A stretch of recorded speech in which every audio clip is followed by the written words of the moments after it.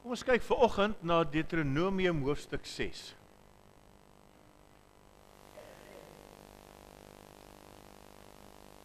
Deuteronomium hoofstuk 6.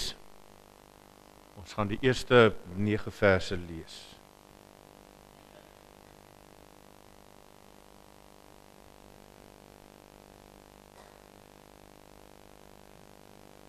Ek bid vir ons. Here onse God, ons dankie vir die voorreg om vanoggend deur U hier by mekaar gebring te wees, want ons weet, dit is U Gees wat deur ons gewete werk. En ons hart, ons dankbaarheid, wat maak dat ons graag vanoggend hier wil wees. Want Here, ons wil graag hoor wat U sê. Ons wil graag doen wat U sê. En daarvoor het ons U woord nodig. En die verklaring en die verkondiging daarvan. U woord sê dat mense gered word deur die dwaasheid van die prediking. Ons bid Here dat die dwaasheid van die prediking ook vanoggend in elkeen wat hier is, elkeen wat 'n behoefte gehad het om te kom, dat U die wonder sal laat gebeur, dat elkeen van ons die boodskap sal hoor wat ons nodig het. En dat U Heilige Gees ook skepend en herskepend in ons harte sal werk, sodat ons sal hoor en doen. Om Jesus ontwil. Amen. Gemeente, Deuteronomium 5 is een van die plekke waar die Here vir ons sy wet gee. En dan in hoofstuk 6 begin Moses en hy skrywe, dit is die wet, die voorskrifte en die bepalings wat die Here julle God my beveel het om vir julle te leer, sodat julle daarvolgens kan lewe in die land wat julle in besit gaan neem. So sal jy die Here jou God jou lewe lank kan dien en gehoorsaam wees aan sy voorskrifte en gebooie wat ek jou gegee het, jy en jou hele nageslag. En dan sal jy 'n lang lewe hê. As jy luister Israel en as jy gehoorsaam is en lewe volgens my gebooie, sal jy voorspoedig wees en uitermate baie word in die land wat oorloop van melk en honing. En vriende, as ek nou na Suid-Afrika kyk, hoe ons vandag lewe, en ek lees weer hierdie vers, dan maak baie dinge vir my sin. En wat ek baie keer vir myself ook sê, is jy hoef net op die pad te klim en te kyk dat daar geen respek vir wet en orde in hierdie land is nie, niks. Want padreëls is landswette en die Bybel sê landswette moet jy gehoorsaam. En jy skud jou kop in verdwasing as jy sien waar mense verbyjaag en hoe hulle aangaan. Dis totale wetteloosheid. Nou sê hierdie vers, as jy luister en as jy gehoorsaam lewe volgens my gebooie, dan sal jy voorspoedig wees en uitermate baie word in 'n land wat oorloop van melk en honing. En as ou kyk wat die rol van die kerk eintlik deesdae in die samelewing is, niks. Ek skryf geen getuieskrifte meer uit. Want dit is nie meer vir 'n werk belangrik dat 'n ou 'n Bybelse getuieskrif inhandig het. Dan sal jy voorspoedig wees. Dis wat die Here jou God jou beloof het. Luister Israel, die Here is ons God, hy is die enigste Here. Daarom moet jy die Here jou God lief hê met hart en siel en met al jou krag. Hierdie gebooie wat ek jou vandag gegee het, moet in jou gedagtes bly. Jy moet dit inskerp by jou kinders en met hulle daaroor praat, as jy in jou huis is en as jy op pad is, en as jy gaan slaap en as jy opstaan. Jy moet dit as 'n herinneringsteken vasbind aan jou hande, en dit moet 'n merk op jou voorkop wees. Skryf dit op jou deurkosyne en op jou stadspoorte. En dan sê hy, dit sal voorspoedig gaan, en in vers 12 sê hy, maar sorg dat jy dan nie die Here jou God, wat jy uit Egipte, die plek van slawerny, bevry het, vergeet nie. Die mense wat op Facebook met my vriende is, sal sien dat ek laas naweek betrokke was by die 85ste verjaarsdagfees van Voortrekkers. Dis maar die Oos-Kaapse fees gewees vir die 85ste verjaarsdag. En by die geleentheid het al die kommandoleiers, die kommando is maar die plaaslike tak van Voortrekkers, het al die kommandoleiers in die Oos-Kaap kranse gaan lê by die Retief gedenkteken daar onder in Somerstrand op Port Elizabeth, ter nagedagtenis aan mense wat deur die jare 'n baie groot bydrae in die Voortrekker kommandos gelewer het. En landwyd het die Voortrekkers ook sulke feeste gehou en mense vereer wat die afgelope 85 jaar baie gedoen het vir die Voortrekkers, want sonder hulle sou daar nie Voortrekkers gewees het nie. Dis te dank dat ons hulle nalatenskap het, dat Voortrekkers al 85 jaar oud is. Daar's mense wat 'n nalatenskap daar gelos het. Die Britse woord is legacy, dit is hulle legacy. Die feit dat mense baie hard gewerk het, die legacy daarvan is dat ons vandag nog Voortrekkers het. So het ons ook onlangs, nie baie weke gelede, die erfenisdag gevier. En erfenisdag is nogal 'n mooi vakansiedag. Want ek dink dit is omdat ek van die idee van 'n erfenis hou. 'n Erfenis is iets waaraan ander mense gewerk het, waarvoor hulle baie hard gewerk het, en dan gee hulle dit vir ons as 'n erfenis, as 'n nalatenskap. Jy het met ander woorde niks daarvoor gedoen nie, jy het nie daarvoor gewerk nie, maar jy kry dit en dit is joune. Soos die Voortrekkerbeweging waarna ek sopas verwys het. Baie mense het oor 85 jaar baie hard gewerk en nou kan daar 10-12.000 kinders in Suid-Afrika aan hierdie beweging behoort en daar leer wat hulle daar leer. En dis vir my eintlik nogal 'n groot gedagte. Die ding dat 'n erfenis spesiaal vir my gemaak word, is dat 'n persoon wat dit vir my gee, dit nie hoef te doen nie.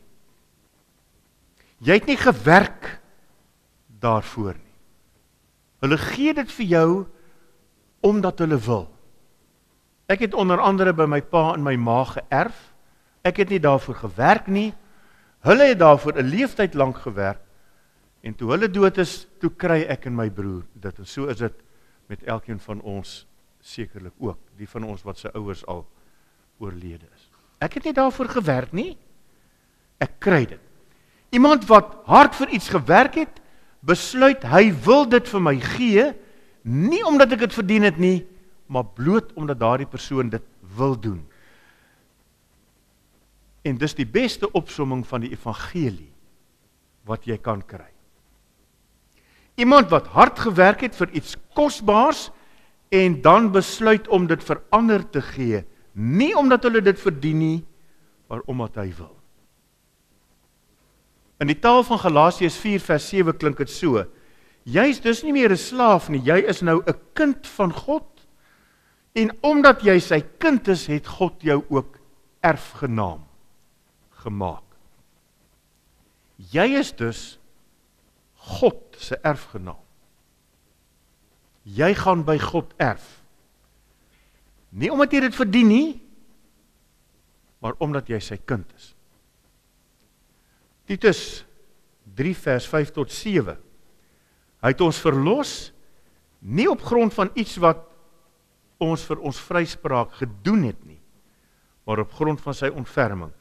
Dit het hy gedoen deur die wedergeboorte wat die sonde afwas en deur die Heilige Gees wat nuwe lewe gee. God het die Heilige Gees oorvloedig op ons uitgestort deur Christus Jesus ons verlosser.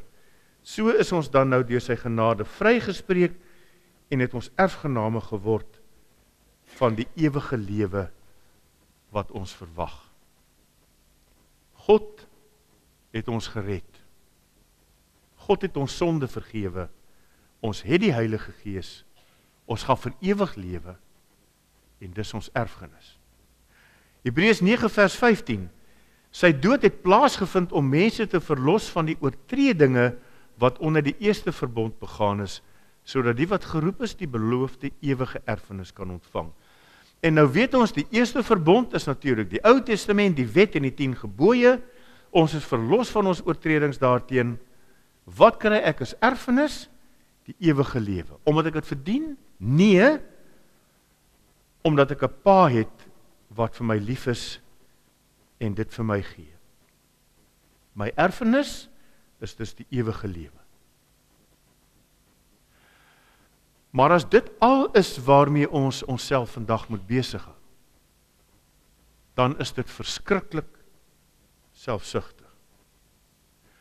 Want as my hele lewe net gaan oor wat ek eendag erf, dan is iets nie vir my reg nie. Jare en jare gelede kom sien mense my oor 'n begrafnis. En hulle sit so hard in hulle kar hier voor die hek en beklei oor wie die sofa gaan kry en wie die klavier gaan kry, dat my honde blaf en dat ek met 'n bittersmaak in die mond opstaan en vir hulle sê, julle kan ry. Ek gaan so waar as wat ek lewe nie met julle die dood van julle ma bespreek as dit julle gesindheid is nie. En hulle het nog geneem maar dominee toe sê ek, maar dominee sê, ek praat nie met julle nie. Julle kan weer 'n afspraak maak as julle hierdie ding kom uitsorteer het, want dit gaan oor ma se begrafnis en alwaaroor ons kan beklei is wat is my erfenis. En so ook in die Christelike lewe, as dit net vir my gaan oor wat ek hier kan kry en my erfenis, dan is dit uiters selfsugtig. Want iewers moet ek tog ook die baie belangrike vraag vra, en dis die punt vanoggend, wat gee ek as erfenis?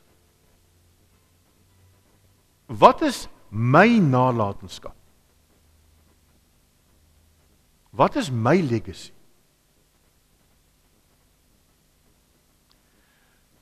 Wat kry ander by my wat hulle nie verdien nie?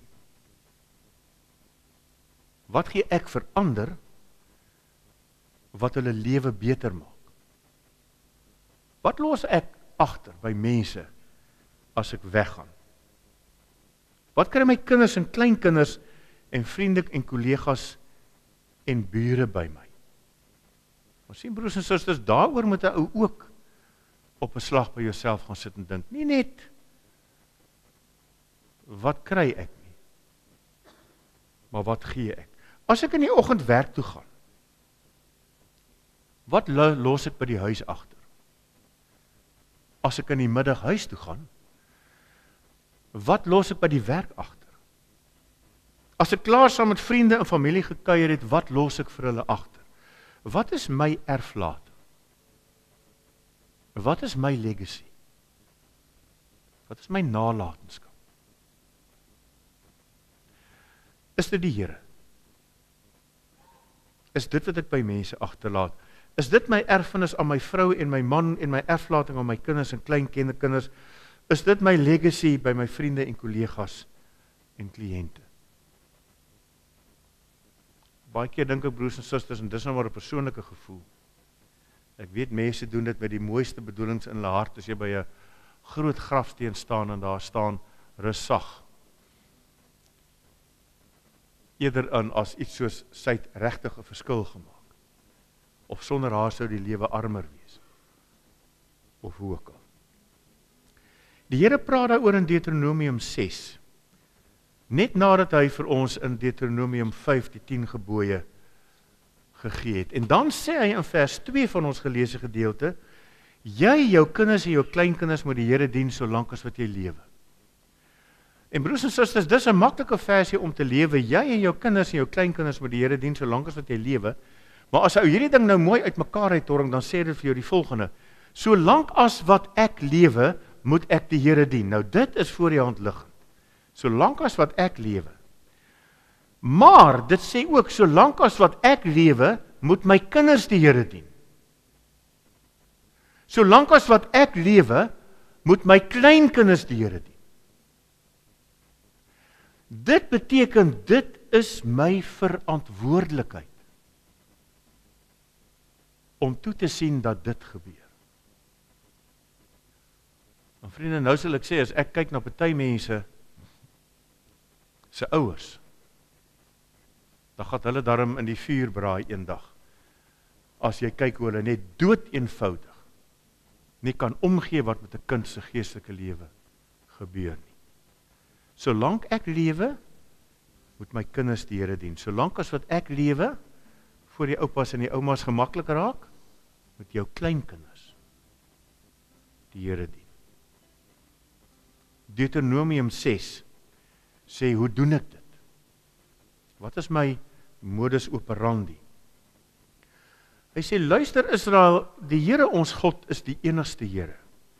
Jy moet die Here jou God lief hê met jou hele hart en met jou hele siel en met al jou krag. Jy moet jouself heelhartig verbind aan die gebooie wat ek jou vandag gee. Skerp hierdie woorde by jou kinders in. Praat met hulle daaroor by die huis en wanneer jy op pad is en wanneer jy gaan lê en wanneer jy opstaan. Bind dit aan jou hande vas as 'n herinnering en dra dit op jou voorkop. Skryf dit op die deurkosyne van jou huis en teen jou stadspoorte. Dis jou modus operandi as jy God en die geloof in hom as 'n nalatenskap wil agterlaat by jou kinders en jou kleinkinders.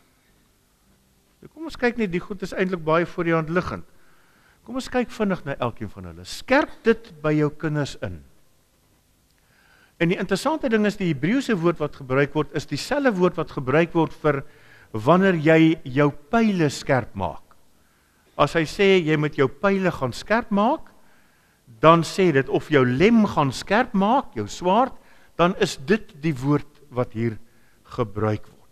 Skerp dit by jou kinders in. En die vraag wat hy uit jouself dan sê, is, kan my kinders die Here se woord gebruik soos skerp pyle? Kan hulle die Here se woord gebruik soos 'n tweesnydende swaard? Dit kan hulle natuurlik net doen as hulle die Bybel, en jy ook en ek ook, baie, baie goed ken. So as ek dit by my kinders inskerp, die Bybel, dan is dit asof ek hulle kennis en gebruik van die Bybel skerp maak, sodat teen elke aanval van Satan en van sy magte en van sy apostels en disippels, kan ek die Bybel gebruik as 'n skerp swaard. Wat het die Here Jesus gedoen? Satan het na hom toe gekom en gesê, daar staan geskrywe dit en dit en dit en dit. Valse aanhalings, en dan verduidelik die Here Jesus deur gebruik van die Bybel.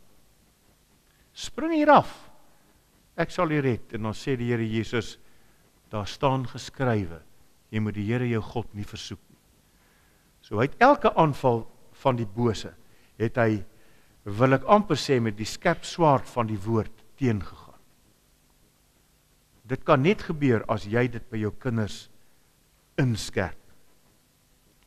Praat met hulle daaroor by die huis. Die interessante statistiek oor die vorming van geloof is, broers en susters, dat hulle met navorsing bewys dat ouerhuise waar kinders sien, eienaardig genoeg dat die pa stilte tyd doen. Statisties by verre meer Christene gelewer het, kinders gelewer het wat Christene is, as wanneer dit nie gebeur nie. Ons weet die maas is eintlik die wat die geloofsvorming by die kinders doen.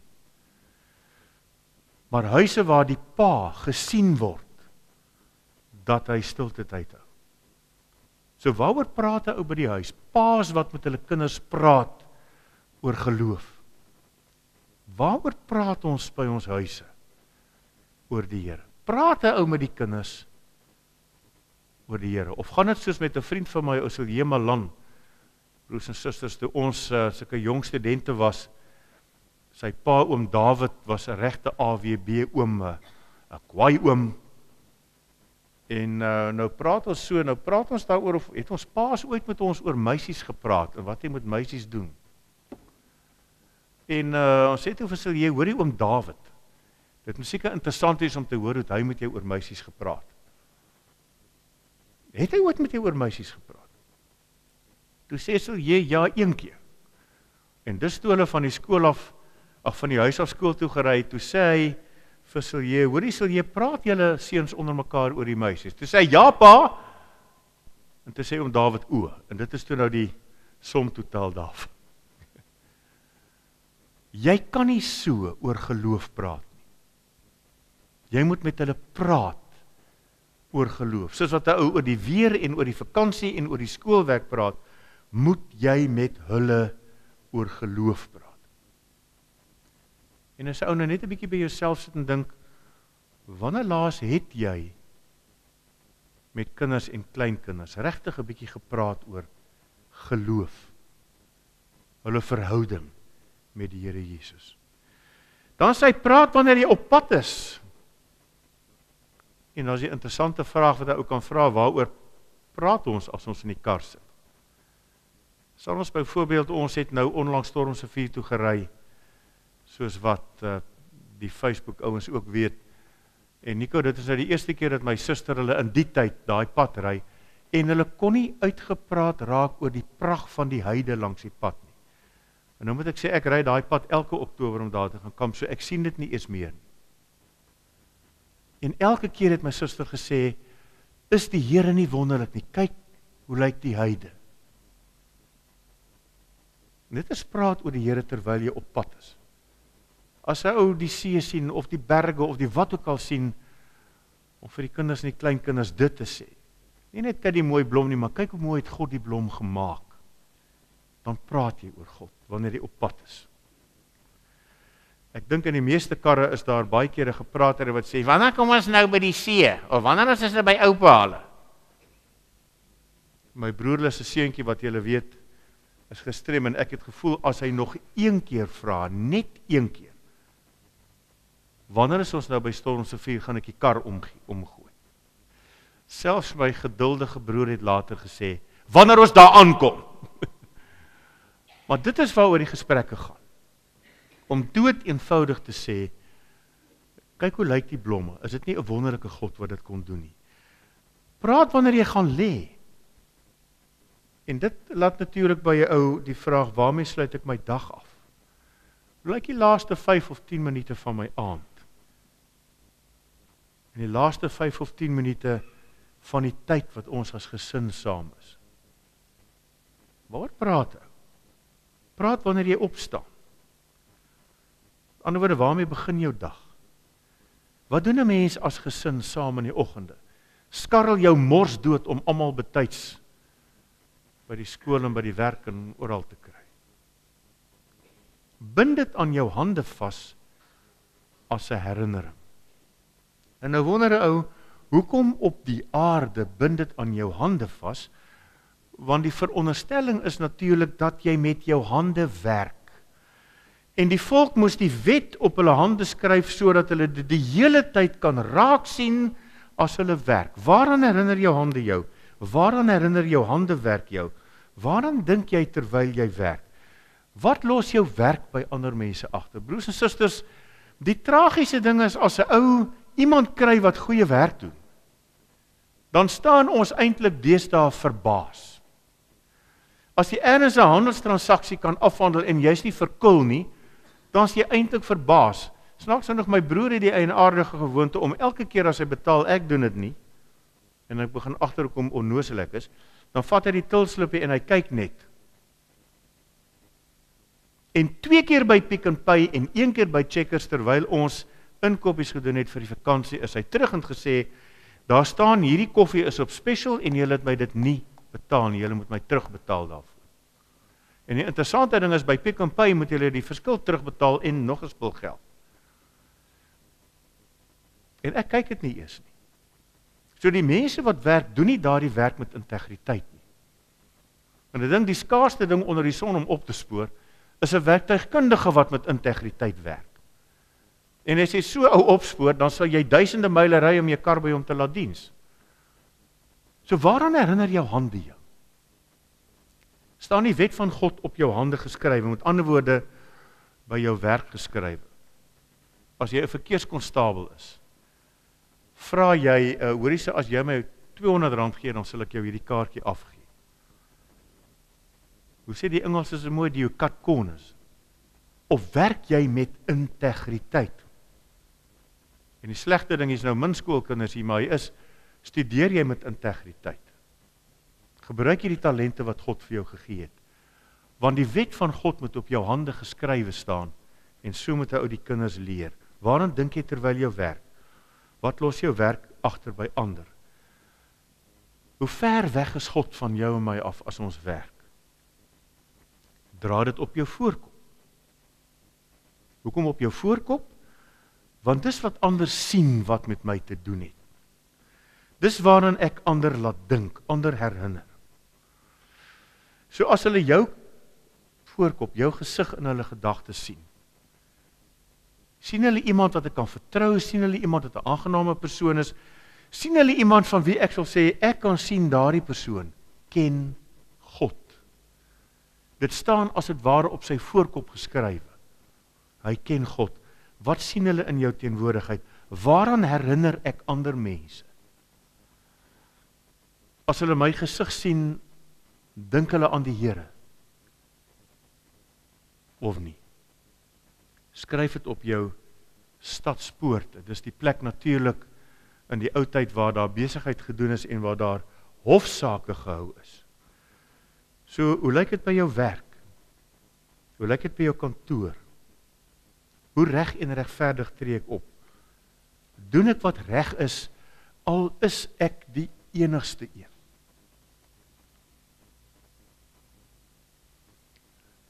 Is jy dalk die enigste ou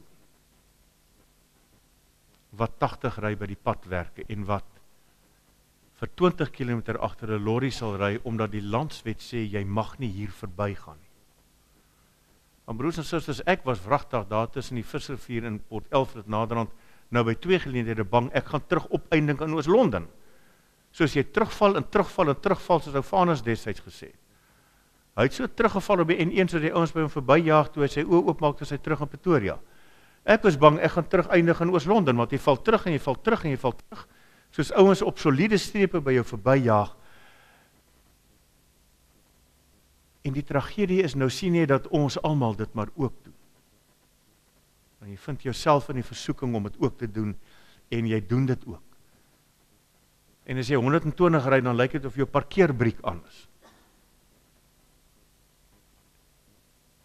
Doen jy wat die Here sê al is jy die enigste een? Wat laat jy agter? Laat jy die prentjie agter van 'n mens soos wat jy graag wil hê dit moet wees? Lewe jy soos wat jy graag wil hê jou kinders en kleinkinders moet lewe? Kan mense dalk eendag as jy dood is op jou graf uit hulle harte uitskrywe, sy het 'n verskil gemaak? Is jy okay daarmee as jou kinders en jou kleinkinders net soveel Bybel lees soos jy? Net soveel in die kerk kom soos jy? Of as hulle dit nie doen nie, kapitel jy hulle tot hulle nader aan die stuipe wil kry? Is jy okay daarmee? As hulle net soveel bid soos jy? As jou kinders met hulle mans en vrouens en kinders en ouers saamleef soos wat jy dit doen?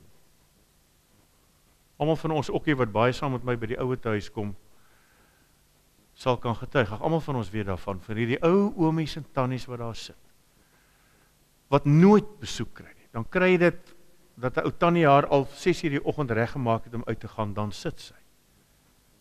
Dan die seun net nooit gekom om haar kom haal nie. En dat hulle altyd die verskoning. Jy onthou net, hulle is baie besig in. Daar het seker maar iets voorgeval. En dan sê ons vir jouself, jy sien, hier kom dit nou in. Jou kinders gaan met jou maak, soos wat jy met jou ouers gemaak het. En dis wanneer die papaja deur die waaier gaan. Want as ek vir oupa en ouma daar in die ouete huis afgelaai het, hulle daar gedamp het, gaan my kinders dit met my doen, want dis die voorbeeld.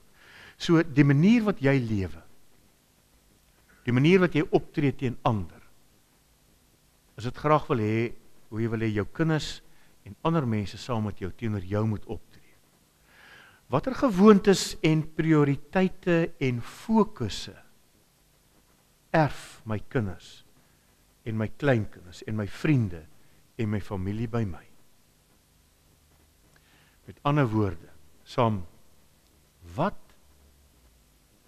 is my erflating? En wat wil ek hê moet dit wees? En as ek wil hê my erflating moet die wees van 'n man of 'n vrou wat in opregtheid die Here gedien en so geleef het. En ek wil hê dit moet my erflating wees. Wat doen ek elke dag daaraan om dit te laat gebeur? Amen. Here onse God, ons dank U uit ons harte vir die erflating wat Jesus Christus vir ons gegee het. Dat hy vir 2000 jaar lank in elke woord wat hy gesê het, alles wat hy gedoen het, alles wat hy nie gesê het nie, alles wat hy nie gedoen het nie, vir ons die voorbeeld is van hoe 'n kind van God moet lewe. Help ons, pleit ons dringend by U, Hemelse Vader, help ons dat dit ook ons nalatenskap, ons erflating sal wees om Jesus ontwil. Amen.